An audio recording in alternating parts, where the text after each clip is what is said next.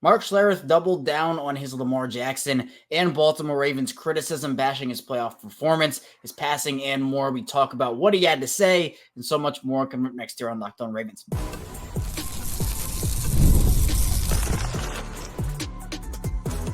You are Locked On Ravens, your daily Baltimore Ravens podcast.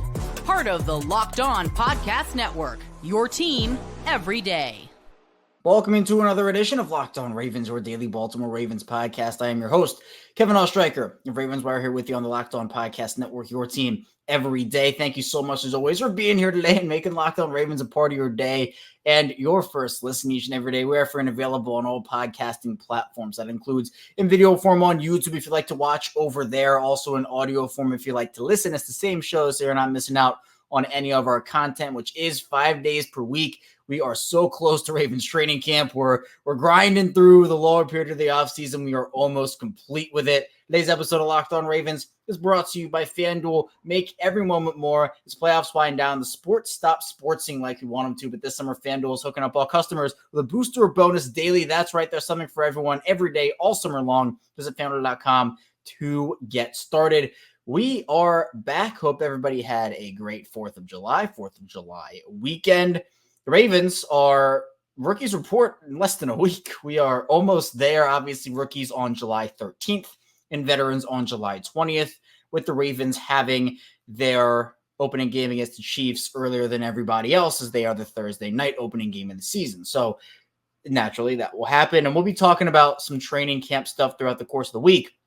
But today, I really wanted to dive into some developments over the past week or so, or less than a week, I guess, where Mark Schlereth, talked about him earlier, but he has doubled down on his Lamar Jackson criticism and Baltimore Ravens criticism, playoff success, some passing scheme and whatnot. So I wanted to talk about what he ended up having to say. So we'll talk about that in the first part of the show. Then in the second part of the show, we'll move into more of how is Baltimore built, kind of going along with what Mark Schlereth had to say.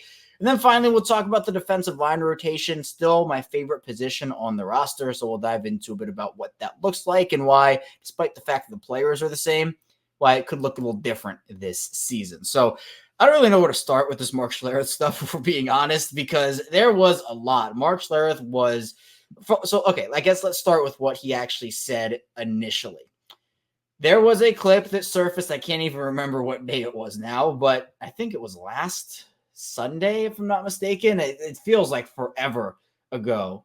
But essentially, what Mark Schlereth said was he was tired of hearing all these excuses for Lamar, particularly from Ravens fans, and especially about the playoff stuff and about how Lamar is responsible for developing receivers and whatnot. So there was a lot of controversy about what he ended up saying because not a lot of people, myself included, agreed with ultimately his end message. Now, for Schlereth and his double down, he essentially took the playoff route here and talked about how his point was Lamar's under immense pressure to win in the playoffs, especially because he is a two-time MVP. I don't disagree with that part. That Lamar, it's make or break, Super Bowl or bust for him. If he's talking about this season, I do not agree with that. If he's talking about career, sure, I think Lamar does have to win a Super Bowl in order to be considered among one of the all-time greats, right? There is a conversation about just what that would look like and what his resume would be with or without a Super Bowl. So again, if it's a career thing, sure, yes, Lamar has to win a Super Bowl, in my opinion, in order to be considered among the all-time greats. If he doesn't, it's more so he's an all-time great without a Super Bowl. But initially he said, hey, how many first-round wide receivers do you have to draft? He doesn't want to hear it. They don't get him weapons. So that was the whole conversation. But now the double down on that is he ended up putting out more context on that first video and talked about, well, it was a couple of different layers, if we're being honest. That the first part I mentioned. But he also talked about, you're giving your running back 6 carries in the AFC Championship game, which, yes, was terrible. I agree. But he said, the Ravens basically told Lamar beat everybody from the pocket, which Lamar, that's not the way they've been wired, the way they've been created. The team itself is being created to be a run-first team. But Lamar can beat teams from the pocket, right? He can do that. It's just they are a run-first team. So the notion and this goes beyond Mark Schlereth. I just want to put this out. The notion that Lamar can't throw from the pocket, or if we want to get even, if we want to go back even further, Lamar can't throw. There are stats that back up that he can. The eye test backs up that he can. That has been a dead narrative for, even since college. Like, he could throw in college. He was just raw. Coming out of college, he was extremely raw as a passer. And Mark Schlereth did acknowledge that he has gotten better every year as a pocket passer, right? On this show, I'm not here just to create a narrative of, Mark Schlereth just bashed Lamar endlessly, and that's all he did. He did have compliments from Lamar. He did say he's improved every year as a passer. He did say that he loves Lamar and he thinks Lamar is awesome, but his main point this time on the double down was there is immense playoff pressure. But that part I don't disagree with. The part is, well, Baltimore is built and Lamar can't do this and Lamar can't do that. That's the part. Because at the end of the day, if we're talking Super Bowl or bust for this season, look, every season in Lamar's prime is essentially Super Bowl or bust. But if you're talking about Super Bowl or bust in terms of this is the only year they can win, I do not agree with that. Now, Schlereth also had a couple of comments about elevating receivers again, which was in the first part of the show. I'm trying to find the actual tweet because he had big debates with Sarah Ellison, who I thought debated him really well. Sam Njoku from Ravens Talk podcast, who I thought did as well.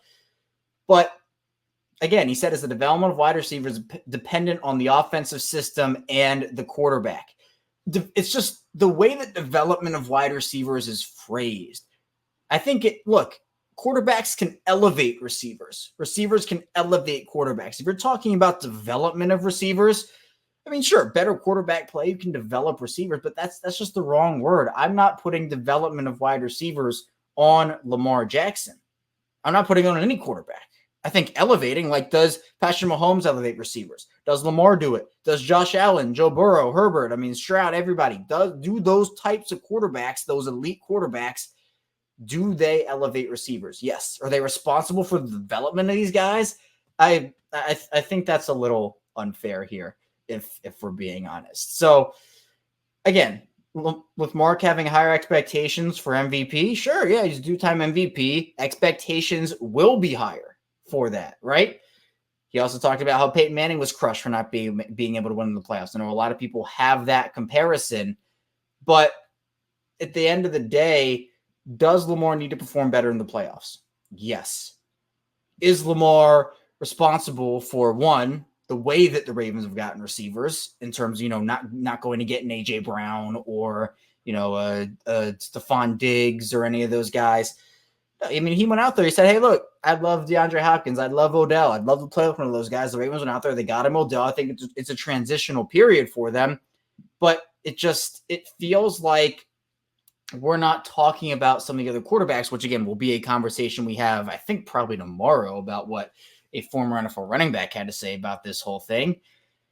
But to me, it's about the organization going a certain route with receivers. Lamar, if talking about elevating receivers, he won an MVP with a rookie in Marquise Brown, Willie Snead, Seth Roberts. Obviously, they have Mark Andrews and those guys who are there. I'm not discounting the pass catchers Lamar has had. The Ravens have tried to get Lamar pass catchers. It's just not in the way that I think you should get pass catchers, especially when you have that quarterback on a rookie deal. And again, Mark said, I'll read a tweet here. I totally agree with that. He's gotten better every year as a pocket passer. He's smart, hard worker, processes information well. But he says he doesn't understand we're having expectations of him to play well in the playoffs makes him a monster. I don't think that makes him a monster. Again, I have expectations for him in the playoffs that he should perform in the playoffs, right? That is fine.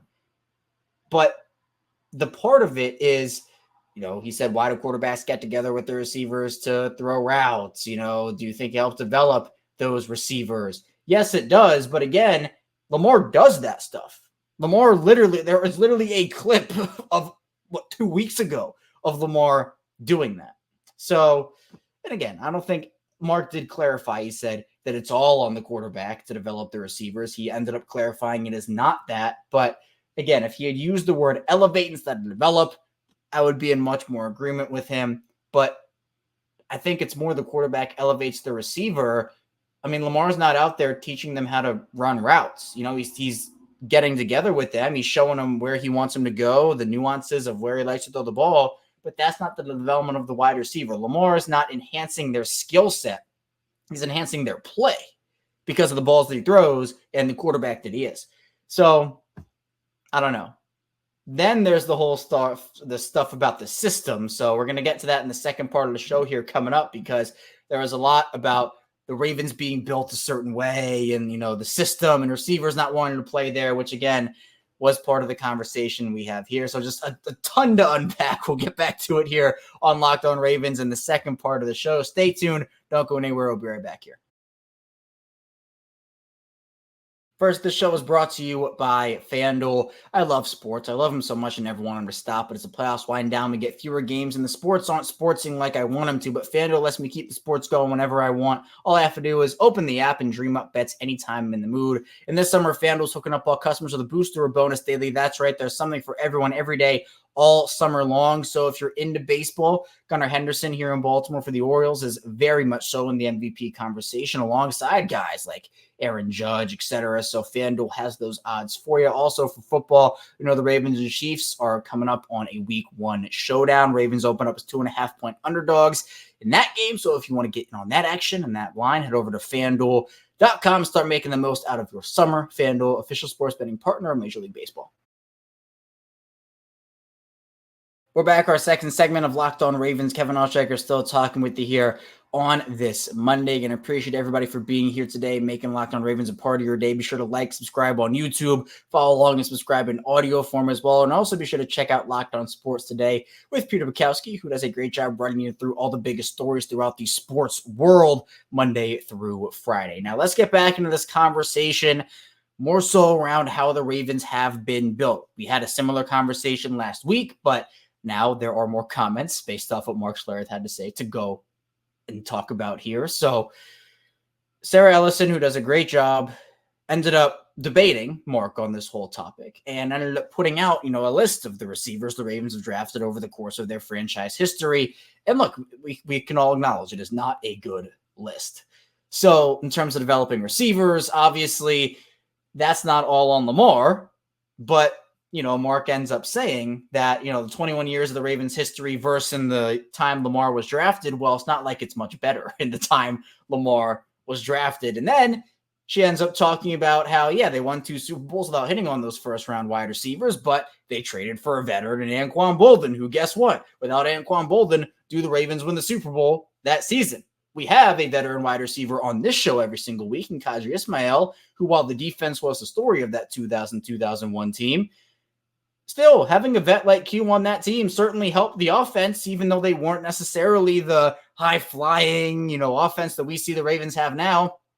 Defense was the story, but look, the offense still had to score at least some points to win those games. So at the end of the day, the Ravens have not been a good drafting and developing team. This has been a history thing. This is not just Lamar gets to Baltimore and the receivers just stop developing, right? It's not like Joe Flacco did it. I mean, there were good wide receivers who developed in Baltimore under Flacco, obviously Torrey Smith being one of them, et cetera, et cetera. And obviously before Flacco, there were a few. But again, I mean, if you want me to read out some of this list here, I might even read out the entire thing from 1996 to where we are now. Guys who the Ravens have drafted themselves: James Rhodes, Jermaine Lewis, Patrick Johnson, Brandon Stokely, Travis Taylor, Javen Hunter, Ron Johnson, Derek Abney, Clarence Moore, DeVar Darling, Mark Clayton, Demetrius Williams, Ramon Figures, Justin Harper, Marcus Smith, David Reed, Tandon Doss, Torrey Smith, Tommy Streeter, Aaron Millette, Michael Campanaro, Darren Waller, Rashad Perriman, Chris Moore, Jordan Lasley, Jaleel Scott, Miles Boykin, Marquise Brown, James Prochet, Devin Duvernay, Tylen Wallace, Rashad Bateman, Zay Flowers, and Tez Walker. That list is so bad that Zay Flowers is already a top 5 wide receiver the Ravens have drafted in team history. Already. I mean, name me 5 better receivers the Ravens have drafted than Zay Flowers. The sad part, Zay Flowers has completed 1 season. Obviously, Torrey Smith is in that conversation, right? I would probably say Torrey Smith is the best wide receiver the Ravens have drafted. There have been some guys who have gone on to have solid careers. Brandon Stokely, for one. There are a couple of others on this list as well. But who's had a good career? I mean, Darren Waller moved to tight end.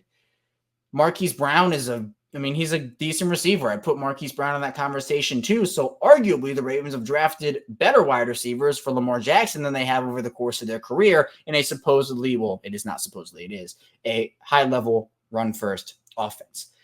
Now, the thing that kind of got me here, what Mark had to say is, again, what the second segment is mainly about, which is how the Ravens are built.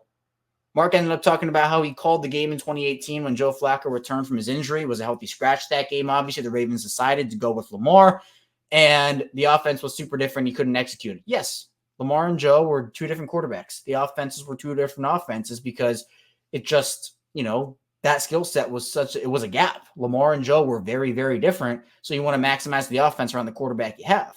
Now, he makes a point about, do you want to play it in a run the ball at all costs offense if you're a free agent receiver? No. And I've talked about that for years on this show. The main thing about Greg Roman, or one of the main things, is if you're a free agent wide receiver, you're either trying to, replenish your value on a 1-year deal, or you're trying to go to a place where you get a lot of targets. Baltimore's not the place. It was not the place under Greg Roman. Very, very far from it. But he ended up talking about, he said, quote, John Harbaugh took a guy that many teams thought should play wide receiver and built an organization around him. See, that's kind of it's like a backhanded thing here where he's talking about how Lamar is so awesome and, he loves Lamar. And then essentially he doesn't straight up call him a wide receiver here, but he's like, okay, many teams thought this guy should play wide receiver. He built an organization around him. So what? He can throw the ball effectively. I don't see the issue. Is it the same offense? Is this an air raid offense where you can go out there and throw the ball 50 times a game and make all the receivers happy with 10 plus targets? No, it's never going to be that type of offense because the Ravens lean into their identity, which is a run first team. And guess what? When they run the ball, they're very good at it. Now there has to be balance. Lamar can throw the ball. The Ravens can throw the ball, but you have to lean into the run first identity because that's what gets you there. The passing, the throwing, all of that, you have to have it. And Lamar is good at it. He likes to do it, and there should be more balance. But it's just going to be like the Ravens did not get Lamar a veteran wide receiver. And there were conversations about how that would have gone. If Stephon Diggs had come to Baltimore, it probably would have been a disaster. It probably would have been because he wasn't going to get enough targets. He's a big target guy.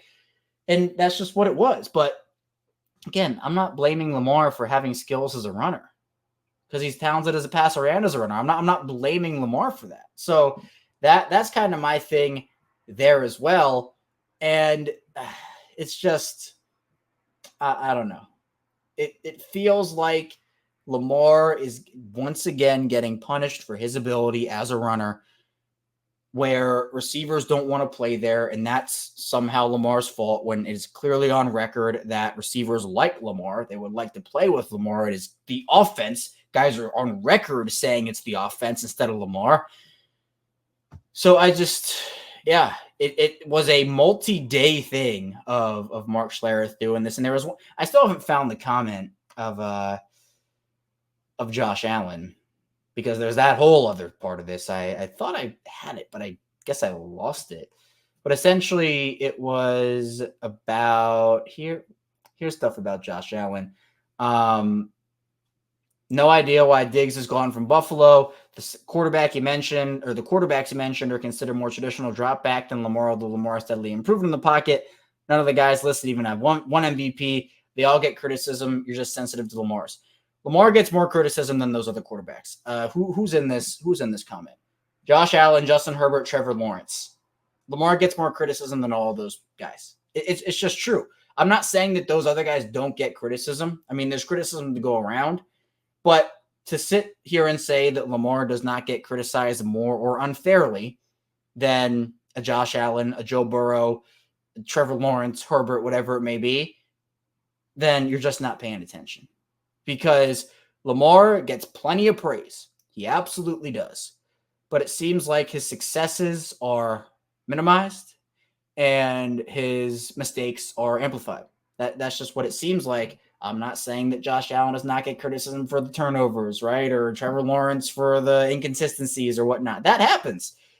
But it feels to me like that part is very clear at the end of the day. So Baltimore is built to run the ball. There's no secret about that. It is absolutely true.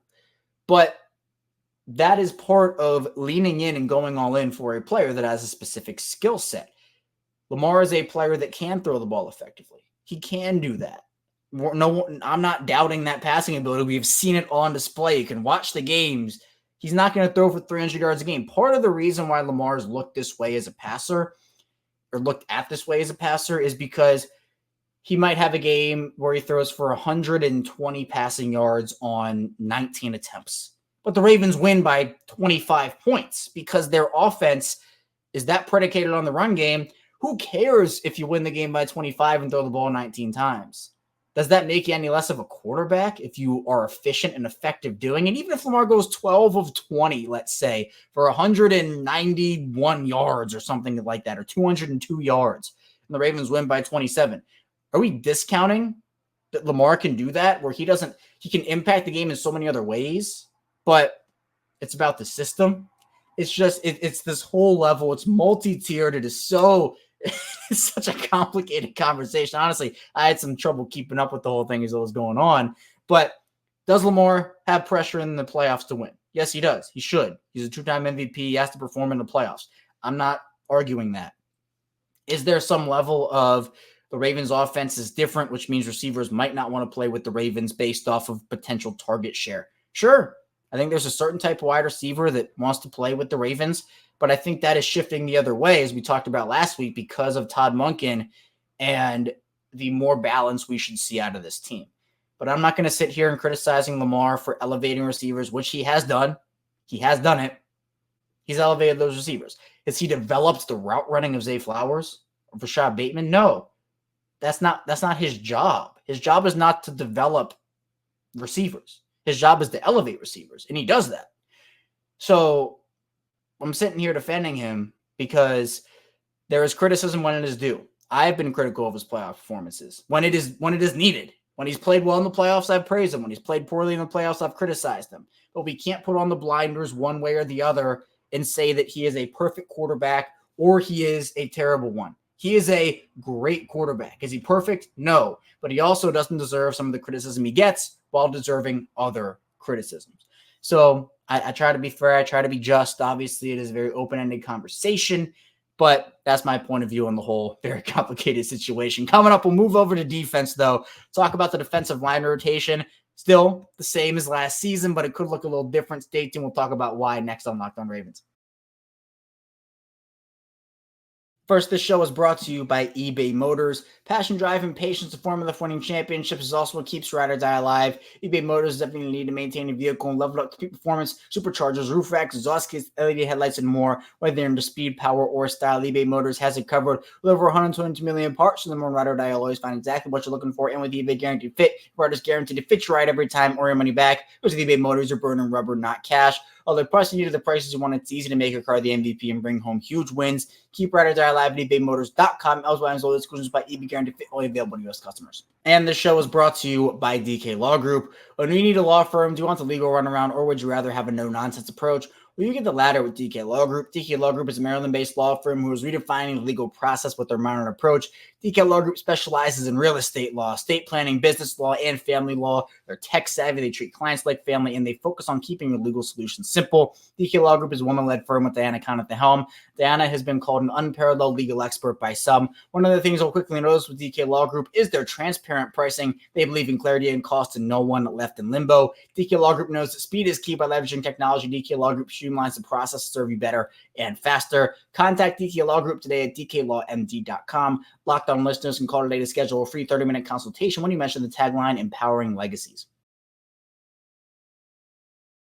We're back. Our final segment of Locked On Ravens. Kevin Schlereth still here with you on this Monday. Again, appreciate everybody for tuning in today and making Locked On Ravens a part of your day and your first listen each and every day. If you're an everydayer, really appreciate you tuning in every single day here. If you're new to the channel, welcome in. Be sure to, again, like and subscribe, follow along, video form, audio form, however you are watching or listening. If you're somewhere in the middle, welcome back into the show. Just hit 7,000 subscribers a couple weeks ago. We are on the road to 8,000 now. Another big milestone there. So if you want to be a part of the Locked On Ravens community, really appreciate that. We've been building this up. Actually, my 5-year anniversary of hosting the show is coming up in just about a month, and I've not missed 1,286 consecutive episodes today. So we'll be talking Ravens. We always talk Ravens 5 days per week, not missing out on any content there. Now let's talk a bit about the defensive line rotation. I've been on record for a while saying that this has been my favorite positional group on this roster. And it's the perfect blend to me of veteran talent with young talent. It feels that way. And obviously the way that they performed last season only reinforced that. Justin Madubuike was the star last season, 13 sacks, and his pure breakout year. This is what we were hoping for. We had seen the flashes, we saw the potential, but we were all wondering, well, is this ever going to be the full Justin Madubuike? Are we going to ever get that? And we certainly did. He won fast, he won hard, and he was just a havoc wreaker. He wreaked havoc all the time last season. I know that a lot of people have worries about his run defense. I thought it was better than some people thought it was, but obviously his strength is as a pass rusher, and he got rewarded with that mega contract very early on before free agency started this offseason. But it's not just Madubuike. I mean, you had Broderick Washington, who was a little bit of a disappointment for me.